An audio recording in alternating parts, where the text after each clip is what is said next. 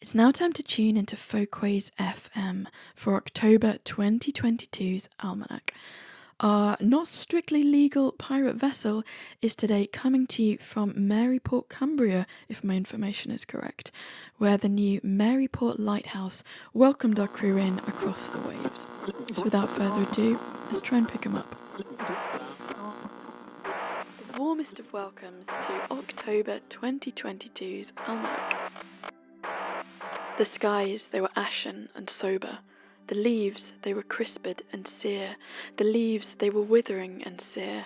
It was night in the lonesome October of my most immemorial year.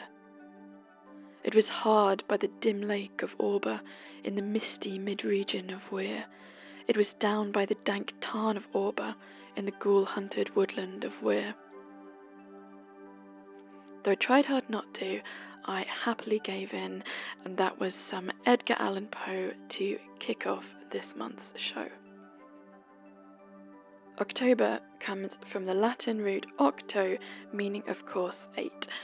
If you're wondering why the 10th month is called the 8th, see last month's almanac where we mentioned the names being 2 months behind because of Roman calendar change.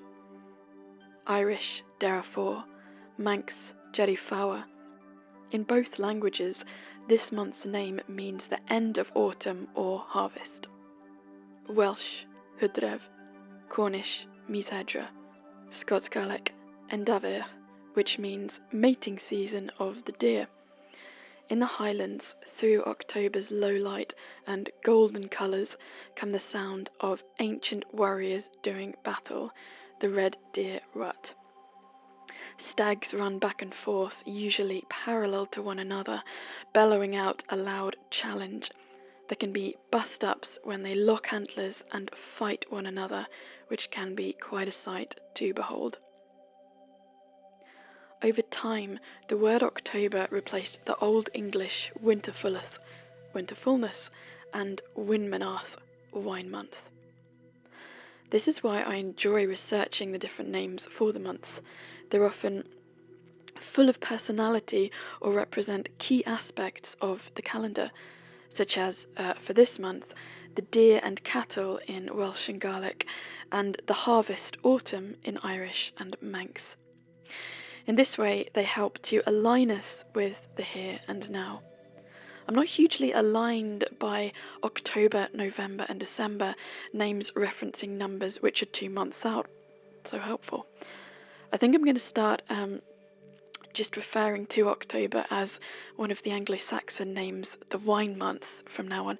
I can just imagine using that in my correspondence at work. Although I'm still on my probation, I can just see this coming up in my review. Maybe not. This is many people's favourite time of the year, myself included. The world is shifting, full of colour and promise. The sometimes stagnant, stifling feeling of summer, especially this year with the heat wave, is very much gone, and it happens so fast, doesn't it? There's nothing stagnant now.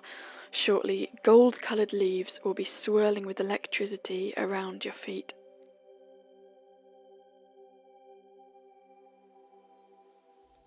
The end of October sees all good witches' favoured holiday, Halloween, or Samhain.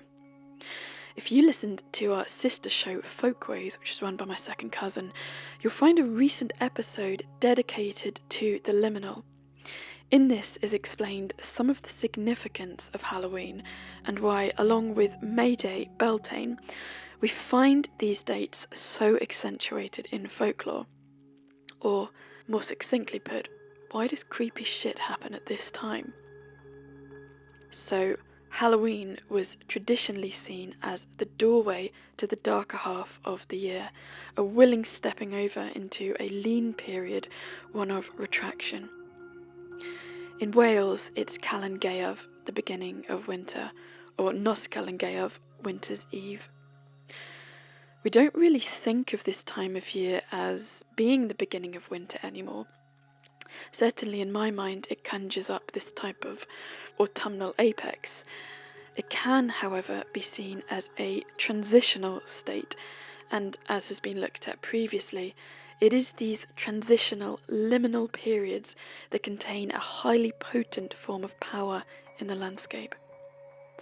So, if the transitional state of May is all about the rushing in of new life, soon to climax in June, then at Halloween we can see it leaving us. Our thoughts begin to turn inwards against a backdrop of splendid tree colour that we know won't last much longer. I encourage you to willingly step through this door, accepting the challenge of winter and its own understated magic.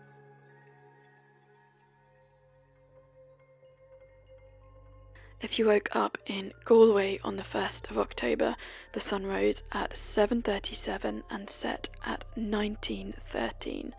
Glasgow, the sun rose at 7:19 and set at 18:52.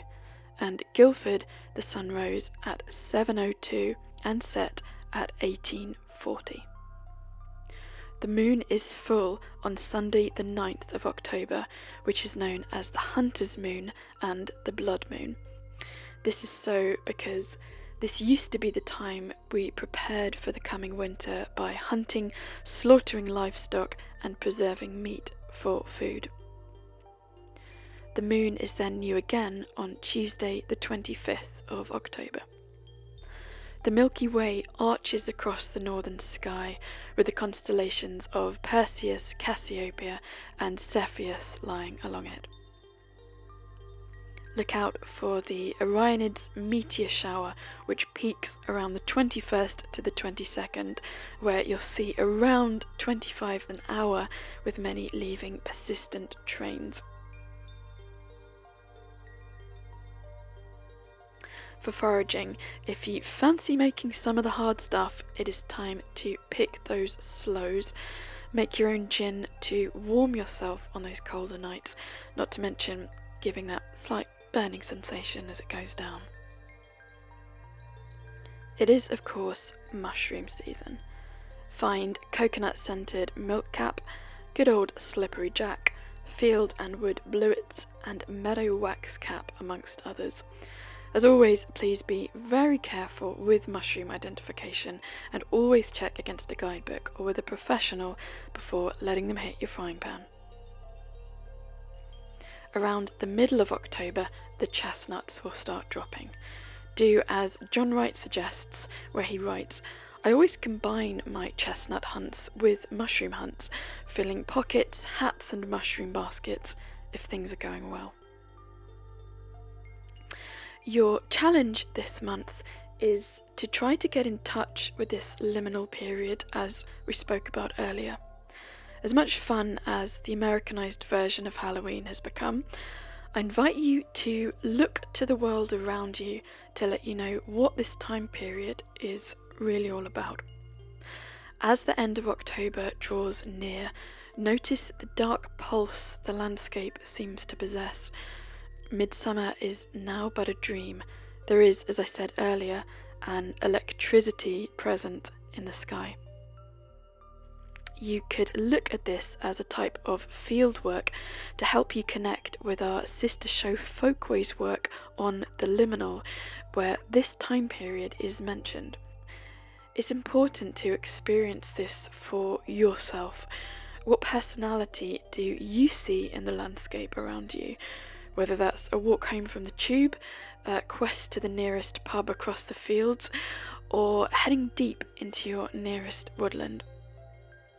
Why do you think that many of your own ancestors noted this time of year? Feel the ancient celebration of Samhain, Calan Gaeaf, or Blood Manath rising through the woods once more. Feel this ancient feast of Winter's Eve knocking at your door.